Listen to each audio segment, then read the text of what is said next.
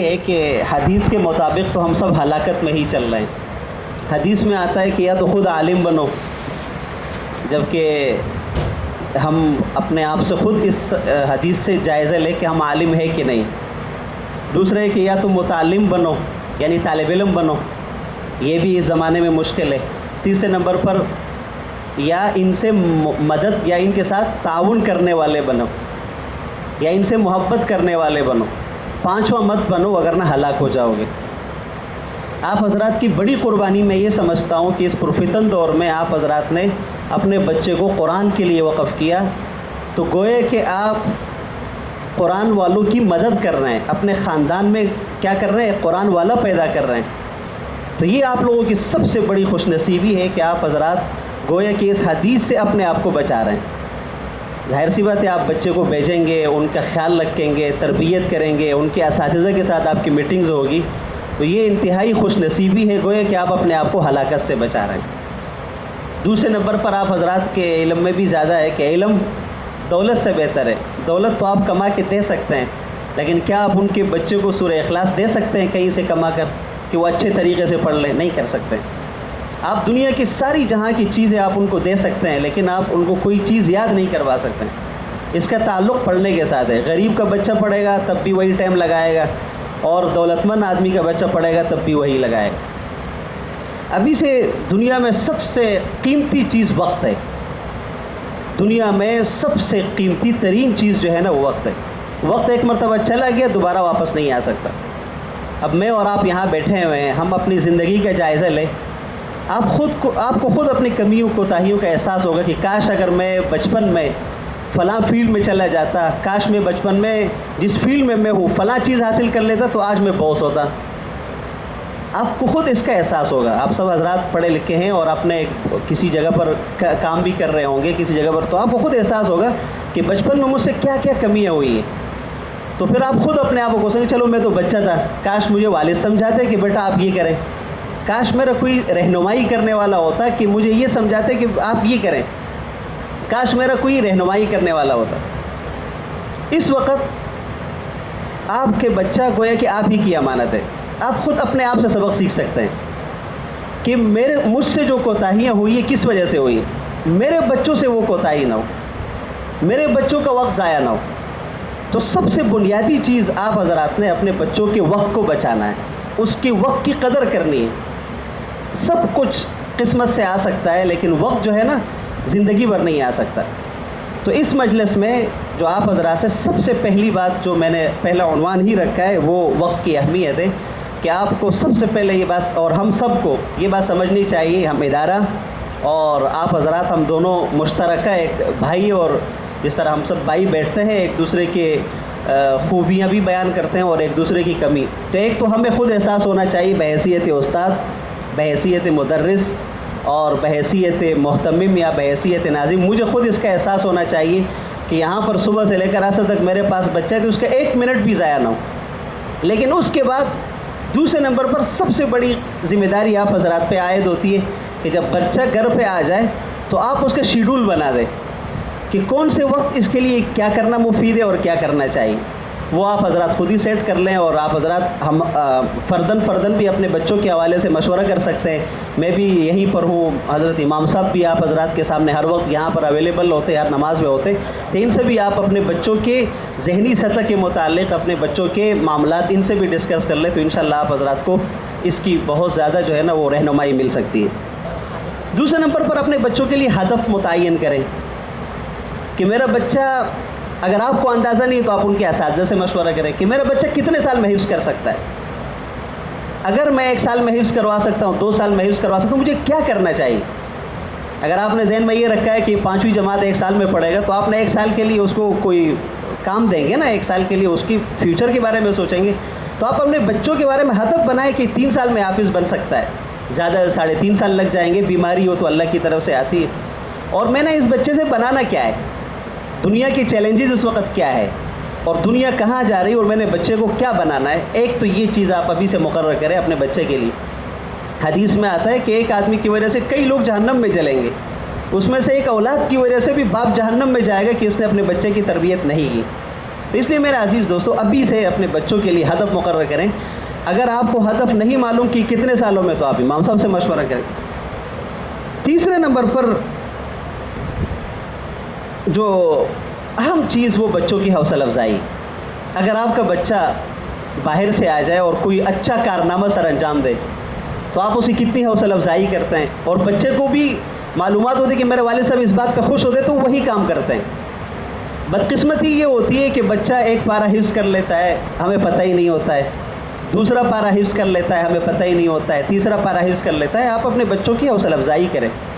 اگر وہ سبق سنا ہے تو آپ اس کو رات کو انعام دیں, ان کو آگے بڑھائے کہ بچہ مجھے آج دنیا کے سب سے بڑی خوش نصیبی اور خوشی مجھے آج حاصل ہوئی کہ آپ نے ایک پارہ قرآن کریم کا ختم کیا.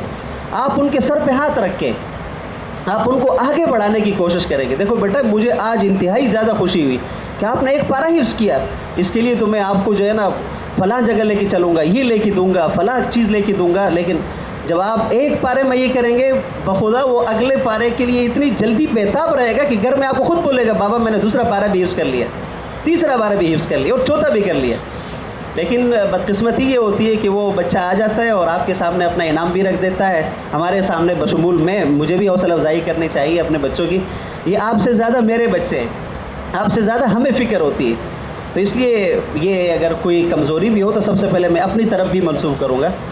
تو گھر کی طرف سے حوصلہ افزائی ہونی چاہیے. جیسے ہی بچوں کی حوصلہ افزائی ہوگی اور ان کا وہ آپ اس کو تو وہ بڑھے گا اور آگے ترقی کرے گا اور پورے خاندان میں وہ اپنے آپ کو چمکائے گا. آپ دیکھیں ایک اسکول اور آپ مدرسے کا موازنہ کریں کہ اسکول میں اگر وہ بچہ کہتا ہے کہ پاکستان 1947 میں آزاد ہوا, یہ جملہ اس نے یاد کیا اور قائد اعظم کی 14 نکات ہیں, فلاں ہیں, سب یاد کیے, تو آپ اس کو کتنے زیادہ خوش ہوتے ہیں میرے بچے کے پاس کتنے بڑے معلومات ہیں. لیکن میرے عزیز دوستو میں اس کا انکار نہیں کرتا, وہ بھی ایک انتہائی اہم معلومات ہے. لیکن اللہ اور اس کے رسول کی معلومات دنیا میں سب سے اہم ترین معلومات یہی ہیں. تو اس لیے آپ اگر بچے کی تربیت کریں گے اور ان کی خصوصی حوصلہ افزائی کریں گے تو بچہ آپ سے بھی آگے بڑھنے کی کوشش کرے گا, اور انشاءاللہ اگر وہ 1 سال میں قرآن ختم کرے گا تو آپ کے لیے 6 مہینے میں ختم کر کے لے کر آ جائے گا. دوسرے نمبر پر ہمارے استاد فرمایا کرتے تھے کہ جس طرح ایک انسان بیمار ہوتا ہے نا گھر پہ, تو بچہ اگر انتہائی زیادہ مصروف ہو, اس کا بیٹا یا والد صاحب بیمار ہو یا آپ کا بیٹا بیمار ہو, تو آپ آفس سے فون کریں گے کہ بچے کی اس وقت کیا صورتحال ہے, کنڈیشن بتائیں, زیادہ بخار تو نہیں ہے, کوئی پریشانی تو نہیں ہے, اس کے لیے کیا لے کر آؤں وہاں سے اور کیا چیز چاہیے. یہی حال ہمیں اپنے بچے کی فیوچر کے بارے میں اور مستقبل کے بارے میں سوچنا چاہیے. ہمیں آفس سے فون کرنا چاہیے کہ بچہ سبق کے لیے گیا کہ نہیں گیا. ہمیں آفس سے فون کرنا چاہیے کہ بچے کو اس وقت کیا صورتحال ہے, گھر پہ پہنچا کہ نہیں پہنچا. بچے سے پوچھو سبق سنایا کہ نہیں سنایا. بچے سے پوچھو کہ بدتمیزی کر کے تو نہیں آیا, مدرسے میں کوئی لڑائی کر کے تو نہیں آیا, اساتذہ خوش ہیں کہ نہیں. جب اساتذہ خوش ہوں گے, والدین خوش ہوں گے تو بچہ آگے بڑھے گا. اب اگر بچہ گھر پہ بیمار ہے اور آپ کے سامنے ضد کرے کہ بابا میں نے منڈی جانا ہے, بابا میں نے بازار جانا ہے, تو آپ کیا کہیں گے؟ آپ پہلے ڈاکٹر سے مشورہ کریں گے کہ ڈاکٹر صاحب میرا بچہ یہ کنڈیشن ہے, اس کو کیا میں اس کو منڈی لے جا سکتا ہوں یا نہیں لے جا سکتا. تو ان کے اسباق کے ڈاکٹر حضرت امام صاحب ہیں, ان کے اسباق کے ڈاکٹر استاد صاحب ہیں. کبھی ہم یہ غور نہیں کر رہے ہیں کہ بچہ جو ہے نا ہم آج لے کے جا رہے ہیں, تو کیا ہم اس روحانی استاد سے تو پوچھیں کہ اس بچے کو اس وقت لے جانا مفید ہے کہ نہیں, شیڈول چینج کریں. اگر بچہ آپ کو ظہر کے وقت جانا ہے تو آپ شیڈول چینج کریں کہ بھائی اس ظہر کے وقت آپ نے پڑھنا ہے, بیٹا ہم عصر کو جا سکتے ہیں, یہ تو کراچی, ہم مغرب کے وقت بھی جا سکتے ہیں, عشاء کے وقت بھی جا سکتے ہیں. آپ بچے کو بھی خوش رکھیں, لیکن بچے کی جو بیماری ہے یا جو دیگر معاملات ہیں اس پر بھی فوکس رکھیں. تو انشاءاللہ جب آپ اتنا خیال رکھیں گے تو اللہ سبحانہ و تعالیٰ قیمتی وہ غیرتی ذات ہے, وہ جب آپ کی غیرت کو دیکھے گا کہ اس نے میرے قرآن کے لیے فلاں خوشی قربان کر دی, لہٰذا میں اس کو وہ دوں گا کہ اس کے مالا عین رات, ایسی انعامات سے اللہ تعالیٰ آپ کو نوازے گا کہ کسی آنکھوں نے دیکھا نہ ہو اور کسی کانوں نے سنے نہیں ہوں گے, اتنے زیادہ اللہ سبحانہ و تعالیٰ آپ کو نوازے گا. تو ایک تو اس بات کا اہتمام کریں کہ جہاں پر بھی بچے کو لے جاتے ہیں تو پہلے اساتذہ سے مشورہ کریں. گاؤں لے جانا ہے تو بھی اساتذہ سے مشورہ کریں کہ اس وقت گاؤں جانا ان کے لیے مفید ہے کہ نہیں. تیسرے نمبر پر بچوں کی تربیت اور صفائی پر خصوصی توجہ دیں. الطہور شطر الایمان, یہ تو ایمان بعض روایت میں آتا ہے کہ آدھا ایمان ہے. جتنا زیادہ بچہ صاف ستھرا ہو کے آئے گا اتنا زیادہ اس کے علم میں نکھار پیدا ہوگا، اتنا زیادہ وہ علم میں بہتری اور آگے بڑھے گا۔ تو اس چیز پر بھی فوکس رکھے اور اس چیز کا بھی اہتمام کریں۔ ابھی آ رہی چھٹیاں، ظاہر سی بات ہے، جب آپ حضرات خود جانتے ہیں ایک آدمی ہاسپٹل میں ایڈمٹ ہوتا ہے، جب وہ گھر جا رہا ہوتا ہے تو ہم 10 مرتبہ ڈاکٹر سے معلومات لیتے ہیں کہ گھر پہ کیا کرنا چاہیے، کس ٹائم اس کو واک پہ لے جائیں، کس ٹائم اس کو دوائی پلایا جائے، اور اگر وہ دوائی نہ کھائے نہ پیے تو ہم لڑتے ہیں ان کے ساتھ، نہیں چھوڑتے، چاہے والد کیوں نہ ہو۔ اپنے والدین سے ہم نے لڑتے ہوئے لوگوں کو دیکھا اور اپنے بچوں سے لڑتے ہوئے دیکھا کہ دیکھو بیٹا اس میں کوئی کمپرومائز نہیں، ڈاکٹر نے بولا کہ دوائی دیں گے تو دیں گے آپ کو۔ تو جب چھٹیاں ہو رہی ہے، بچہ یہاں سے جا رہا ہے، تو آپ حضرات اپنے اساتذہ سے، ان کے اساتذہ سے مشورہ کریں کہ ان کو کون کون سے اوقات میں ہم بٹھائیں، کتنے دوائی دینی چاہیے، کتنے وقت اس کو بٹھانا چاہیے، تاکہ اس کا مستقبل تباہ نہ ہو۔ ظاہر سی بات ہے کہ انسان پورا دن نوکری کرتا ہے، 6 مہینے نوکری کرتا ہے اور واپس آتا ہے، اور وہ پیسے جو 6 مہینے میں اس نے جمع کیا ڈائریکٹ آگ میں ڈال لیتے ہیں، تو آپ تو اس کو کہیں گے دنیا کا بیوقوف ترین انسان یہی ہے۔ ایک بچہ 6 مہینے 7 مہینے دن رات ایک کر کے ہمارے بھی، اور اتنی سخت گرمی دھوپ اور سب چیزیں برداشت کر کے ہمارے پاس آتے ہیں، اور پھر یہاں سے جانے کے بعد استاد کو بھی یہ پتہ نہ ہو اور طالب علم کو بھی پتہ نہ ہو، ان کے والدین کو بھی پتہ نہ ہو کہ بچے کے ساتھ میں نے کرنا کیا ہے۔ واپس آتے ہیں تو اسی طرح خالی ذہن آتا ہے، تو پھر ہمیں آسترنو محنت کرنی پڑتی ہے، جس طرح حضرت امام صاحب نے آپ حضرات کے سامنے اس پر تفصیلی گفتگو کی۔ تو ایک تو یہ ہے کہ اس کا بھی اہتمام کرنا چاہیے۔ اس کے علاوہ ایک اور اہم بات، چونکہ ظاہر سی بات ہے انسان جس فیلڈ میں جاتا ہے تو اسی فیلڈ کے متعلق انسان اپنے گھر کا ماحول بھی بناتا ہے۔ اگر آپ اپنے بچوں کو کرکٹر بناتے ہیں تو کرکٹر بنانے کے لیے آپ اس کو گیند خریدیں گے، بلہ دیں گے، اور اس کے علاوہ جو ہے نا اس کے لیے میدان فراہم کریں گے، آپ اس کے لیے سب چیزیں کریں گے۔ آپ اللہ اور اس کے دین کا داعی بنا رہے ہیں اپنے بچوں کو، آپ اس کے ذہن میں، اس کے دل و دماغ میں قرآن کریم بٹھا رہے ہیں، تو سب سے پہلے والدین کو اس کے متعلق میدان بھی فراہم کرنا ہوگا۔ میدان فراہم کرنے کے لیے سب سے بنیادی چیز سنتوں کا اہتمام۔ آپ اپنے بچوں کے سامنے نہ، بھلے بعض حضرات کہتے ہیں کہ اللہ کی رضا کے لیے نہ پڑھیں، لیکن اپنے بچوں کی تربیت کے لیے کم از کم نماز پڑھنے کا شروع کریں، کہ کم از کم آپ کا بچہ آپ کو دیکھے کہ بابا نماز پڑھ رہے ہیں، تو وہی سیکھے گا آپ کی طرح، اسی طرح آپ کے ساتھ ہی آئے گا، اور کل آپ کو ہی ڈانٹے گا کہ آپ کیوں نماز نہیں پڑھ رہے ہیں۔ کل ہمارے سامنے ایک یہ دوسرے مدرسے میں جہاں میں ہوتا ہوں، ان کے والد صاحب مجھے آئے، مجھے کہنے لگے یار آپ کے جو ہے نا، جو آپ کے ہاں پڑھتا ہے اس بچے نے ہم پورے گھر کو نمازی بنایا، صبح میرے ساتھ بھی لڑتا ہے، والدہ کے ساتھ بھی لڑتا ہے، اور سارے گھر والوں کے ساتھ لڑتا ہے، اور کہتے ہیں کہ تم لوگ نماز نہیں پڑھتے ہو، لہٰذا میں جو ہے نا اس گھر پہ ہی نہیں رہوں گا اگر آباد ہوگا۔ اس کی وجہ سے جو ہے نا ہم سب نمازی ہو گئے، اور ہمارے یہاں چونکہ بنات کا بھی سسٹم ہے، تو ان کی جو والدات ہیں وہ آ کے کہہ رہی ہیں کہ آپ کے بچوں کی وجہ سے جو ہے نا، آپ کی جو بچی ہیں یہاں پڑھتی ہیں، اس کی وجہ سے ہم جب واش روم میں داخل ہوتے ہیں اور دایاں پاؤں آگے کرے تو ہمیں ڈانٹتے ہیں کہ دیکھو آپ کو واش روم میں جانے کا طریقہ نہیں آتا اور واش روم سے نکلنے کا طریقہ نہیں آتا۔ تو کہا ہمیں بچے سمجھاتے ہیں، ہمیں بچے سکھاتے ہیں۔ تو اصل چیز بچوں کو میدان فراہم کرنا، اگر آپ اس کو دین کا داعی بنائیں گے اور دین کے مستقبل کے چیلنجز، اور آپ اس کو ایک اچھا مسلمان بنائیں گے، تو مسلمان بنانے کے لیے سب سے بہترین چیز کہ آپ ان کے متعلقہ مواد فراہم کریں۔ اگر آپ کرکٹر بنانا چاہتے ہیں اس میں بلہ نہ ہو تو آپ خود کہیں گے یار یہ کبھی بھی نہیں بن سکتا۔ تو اگر آپ دین کا داعی بنائیں گے تو اس کے لیے اس کا میدان فراہم کرنا چاہیے، اس کے متعلق اس پر فوکس رکھنا چاہیے۔ دوسرے نمبر پر سونے سے پہلے جب بچہ کم از کم دن کو مصروفیت ہوتی ہے، مجھے بھی احساس ہے کہ آپ حضرات بھی صبح نکلتے ہیں، اس وقت مہنگائی کا دور ہے، پریشانیوں کا دور ہے، ہر طرح کی صورتحال، پریشانی ہر طرف ہے، لیکن جب آپ رات کو گھر پہ آتے ہیں تو سونے سے پہلے ان کی والدہ سے معلومات لیں کہ بچے نے آج کیا کیا، سبق پڑھا کہ نہیں پڑھا، یاد ہے کہ یاد نہیں۔ آپ یاد نہیں کروا سکتے ہیں تو میں نے کچھ بچوں کے لیے یہ بھی رکھا ہے، پرسوں ہمارے دوست تھے، ان سے میں نے یہ میسج کیا کہ آپ اپنے بچے کو، ٹھیک ہے آپ کہہ رہے ہیں کہ ہمیں تکلیف ہوگی، تو آپ وائس ریکارڈ کر کے 6 منٹ کا ہوگا، 4 منٹ کا ہوگا، وائس ریکارڈ کر کے مجھے بھیج دیں، میں اپنی مرضی سے سن لوں گا، اس میں سے میں بتا دوں گا کہ بچے نے یاد کیا کہ نہیں کیا۔ 6 منٹ میں یا 7 میں 5 منٹ میں بھی جو ہے نا اس کی جو 1.5 صفحہ ہے وہ ہو جاتا ہے، 3 منٹ میں بھی ہو جاتا ہے، بس اوقات وہ وائس بھیج دیتا ہے۔ اگر انسان کام کرنے پر آئے تو راستے بہت زیادہ کھولتے ہیں۔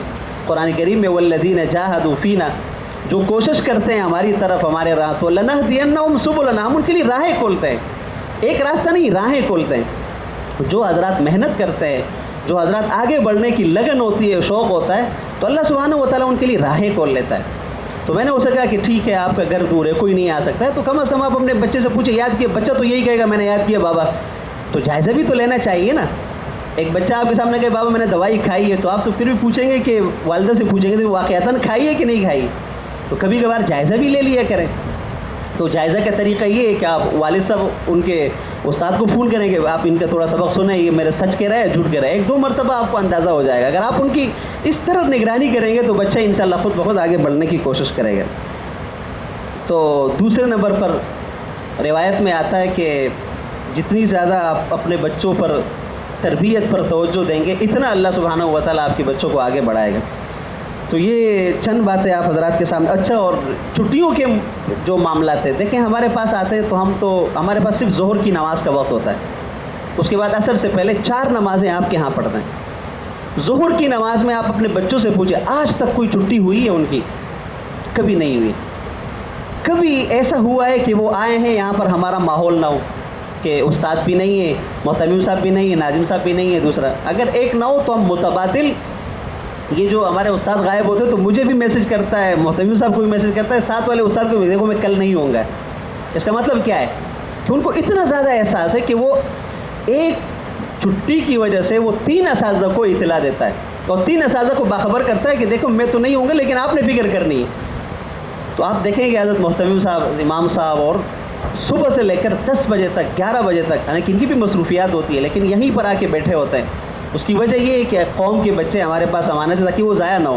کل اللہ سبحانہ و تعالیٰ ہم سے نہ پوچھے. آپ اپنے بچوں سے ایک بار بھی پوچھیں کہ ایسا کبھی ہوا ہے کہ آپ گئے استاد نہ ہو. لیکن ہم آپ سے پوچھ سکتے ہیں کہ ہم یہاں بیٹھے ہیں اور آپ کے بچے ہم پورے رجسٹر دکھا سکتے ہیں. تو اگر ایک طرف سے اس قدر اہتمام ہو، یہ ناقدری کے زمرے میں آتا ہے. اور جو شخص ناقدری کرتا ہے اللہ سبحانہ و تعالیٰ ان کو محروم رکھتا ہے. ہم یہ نہیں کہتے ہیں کہ آپ کے پاس عوارض نہیں، عوارض ہوتے ہیں، ہمارے پاس بھی ہوتے ہیں، پریشانیاں ہوتی ہیں. ان پریشانیوں میں ہم ایک میسج کسی محتمم صاحب سے کریں کہ آج یہ نہیں آیا تو کل اب اس کا تدارک کیسے ہوگا؟ اگر اس نے دوائی نہیں کھائی تو دوائی نہ کھانے کے بعد کل جو ریئیکشن ہوگا اس کے لیے مجھے کیا کرنا ہے؟ تو اگر آج بچے کا اتنا قیمتی وقت ضائع ہو گیا، ٹھیک ہے صبح میں نہیں آ سکا، دوپہر میں نہیں آ سکا، تو میں مغرب میں ایسے کیا کارنامہ سر انجام دوں کہ دوسرے دن اس کے کل کے بھی معاملات حل ہو جائے. اگر آپ اپنے استاد سے صرف اتنا ہی مشورہ کریں تو آپ کو راستے دکھائیں گے کہ دیکھو یہ کریں، اس کو بٹھا دے، 6 لائنیں مزید دے، 8 لائنیں مزید دے، تاکہ آج کا بھی ضائع نہ ہو، کل کا بھی ضائع نہ ہو. وہ 1 گھنٹے میں سب کچھ کور کر لے گا. تو کم از کم چھٹی سے پہلے دیکھو یہ ہر جگہ کا اصول ہے. اس وقت کا آرمی چیف بھی اگر باہر ملک جاتا ہے تو سب سے پہلے اپنے جنرل سیکرٹری اور پورے پاکستانی جو اس کے ماتحت ہوتے ہیں ان کو لازمی اطلاع کرتا ہے. اس کی وجہ یہ نہیں ہوتی کہ وہ ماتحت ہوتا ہے، اس کی وجہ یہ ہوتی ہے کہ ان کو اپنی ذمہ داری کا احساس ہوتا ہے. تو اگر ہمیں اپنے بچوں کے متعلق ذمہ داری کا احساس نہ ہو تو دنیا میں ہمارے پاس اور کیا ہے؟ ہم جو صبح سے لے کر شام تک دوڑ رہے ہیں، ہم صبح سے لے کر شام تک جو دوڑ رہے ہیں اپنے بچوں کے لیے دوڑ رہے ہیں، اپنے بچوں کے لیے کوشش کر رہے ہیں. تو اگر اتنا قیمتی اثاثہ اس کے متعلق ہمیں اتنی بے فکری، تو اس کا مطلب ہے ہم تو فضول کوششیں کر رہے ہیں. اس لیے میرے عزیز دوستو، اس حوالے سے ہمیں جو ہے نا بہت زیادہ اہتمام کرنی چاہیے. یہ چند ٹوٹی پھوٹی گزارشات تھی کہ جب بچہ چھٹیوں میں جائے گا تو اس کو ہوم ورک ہم دیں گے. ہوم ورک کی کیا ترتیب ہوگی، آپ ابھی سے شیڈول بنا دیں کہ ہم کس ٹائم اٹھتے ہیں چھٹیوں میں. تو جس طرح آپ ان کے لیے ناشتے کا وقت رکھتے ہیں، دوپہر کا وقت رکھتے ہیں، خود بھی قرآن اٹھاتے ہیں، اس وقت آپ کی بھی چھٹیاں ہوگی تو آپ کہیں چلو بیٹا میں بھی قرآن پڑھتا ہوں آپ کے ساتھ. وہ ایک شخص تھا راستے میں سفر کر رہا تھا تو اس نے اپنے ہاتھ میں ایک کتاب لیا ہوا تھا اور کتاب الٹا پکڑا تھا. جب کتاب الٹا وہ پڑھ رہا تھا تو کسی نے اندازہ تو ہو گیا سامنے والے شخص کہ بھائی آپ تو کتاب الٹا پڑھ رہے ہیں. مجھے پڑھنا نہیں آتا لیکن میرے ساتھ جو بیٹا ہوا ہے میں اس کی وجہ سے یہ کتاب کھول لوں تاکہ کل یہ سمجھے کہ میرے والد پڑھ رہے لہٰذا مجھے بھی پڑھنا ہے. مجھے اور کچھ نہیں کرنا، مجھے پتہ ہے کہ پڑھنا بھی نہیں آتا، میں نے الٹا کتاب، مجھے یہ بھی پتہ نہیں کہ لفظ کون سا سیدھا ہے، لیکن میں صرف اس لیے کتاب کھول کے بیٹھا ہوں کہ میرے بچے پر اثر ہو کہ دیکھو میرے والد صاحب پڑھ رہا ہے تو مجھے بھی پڑھنا چاہیے. آپ حضرات خود سوچیں، ماحول کا بہت بڑا اثر ہوتا ہے. جب پاکستان کی چینلوں پر اور ٹی وی چینلوں پر کرکٹ ہوتا ہے، کرکٹ میچ شروع ہوتے ہیں تو ہماری گلیوں میں بچوں کے ہاتھوں میں جو ہے نا بلہ اور وہ شروع ہو جاتے ہیں. اور جب ہمارے محلوں میں ابھی قربانی کے ایام شروع ہو جاتے ہیں، بکرے آتے ہیں، تو بچوں نے بھی اپنے آپ سے بکرا بنایا ہوتا ہے. کوئی کیا کر رہا ہوتا ہے اتنا بڑا، وہ کوئی باندھا ہوتا ہے، کوئی بھاگ رہا ہوتا ہے، ایک دوسروں کو مار رہا ہوتا ہے. کوئی ڈرامہ ریلیز ہو جاتا ہے، بچوں کی قدرتی تربیت ہو رہی ہوتی ہے، وہی ڈائلاگ بول رہے ہوتے ہیں، وہی انداز بول رہے ہوتے ہیں. اور قدرتاً بچے جو ہے نا والدین کی نقل کرتے ہیں، ان کے الفاظ نقل کرتے ہیں، والد ہی کی طرف بولنے کی کوشش کرتا ہے. تو آپ ان کے ساتھ 10 منٹ کے لیے بیٹھے کہ بیٹا میں بھی قرآن پڑھوں گا، والدہ کو بھی آپ پابند کریں کہ آپ بھی قرآن پڑھیں ان کے ساتھ، تاکہ بچے بھی قرآن کریم اٹھائیں. امید ہے یہ چند گزارشات میں نے انتہائی درد دل کے واسطے، اور اس لیے کہ آپ ہمارے بھائی ہیں، ہمارے اندر بھی لاکھوں کمزوریاں، آپ کے اندر بھی، تو ایک دوسروں پر آپ کا دوست وہی ہوگا جو آپ کو آپ کی کمزوریاں بتائے، تب آپ آگے بڑھیں گے. آپ مکینک کے پاس گاڑی جاتے ہیں اور آپ لے کر جاتے ہیں، اور وہ مکینک آپ کو کہے کہ گاڑی بہت اچھی ہے، بہت اچھی ہے، کبھی بھی ٹھیک نہیں ہوگی. وہ آپ کو بتائے گا کہ اس میں یہ چیزیں خراب ہے. آپ کو برا محسوس نہیں کرنا چاہیے، آپ خوش ہوں گے کہ دیکھو یہ مکینک بہت اچھا ہے کہ اس نے مجھے برائی بتا دی، کل میں اس کا خیال رکھوں گا. تو اگر آپ یہاں پر آتے ہیں، ہم آپ کو کوئی باتیں، ظاہر سی بات ہے آپ کے بچے کے متعلق سخت بھی ہوگی، کڑوی بھی ہوگی، دوا کڑوی بھی ہوتی ہے، تو آپ حضرات نے انتہائی خوش دلی کے ساتھ، فراخ دلی کے ساتھ استاد کی ان باتوں کو سننا ہے، اور اس کو اپنے لیے غنیمت سمجھنا ہے کہ اس دور میں بھی ایسے افراد موجود ہیں کہ جو ہمارے بچوں کی وجہ سے ہمیں ڈانٹتے ہیں. اس وقت پوری دنیا کی قیمتی ترین لوگ وہ ہیں جو اپنے غموں سے ہم فارغ نہیں ہیں، اور میرے بچے کی وجہ سے مجھے ڈانٹ پڑ رہی، ان کی قدر کرنی چاہیے. ان کی جو ہے نا، ان کے تو میں سمجھ رہا ہوں کہ ان کو تو سر پہ اٹھانا چاہیے. ان کے لیے تو 24 گھنٹے دعائیں کرنی چاہیے، بجائے اس کی کہ ہم ان سے لڑیں، بجائے ان کو کہ ان کی باتوں کو ہم اپنے اوپر بوجھ محسوس کریں. یہ ہماری بھی کم مائیگی ہوگی، اور آپ حضرات کی بھی اس کو محسوس نہیں کرنا چاہیے. اگر میری کوئی بات بری لگی تو میں معذرت چاہتا ہوں. وآخر دعوانا الحمدللہ رب العالمین.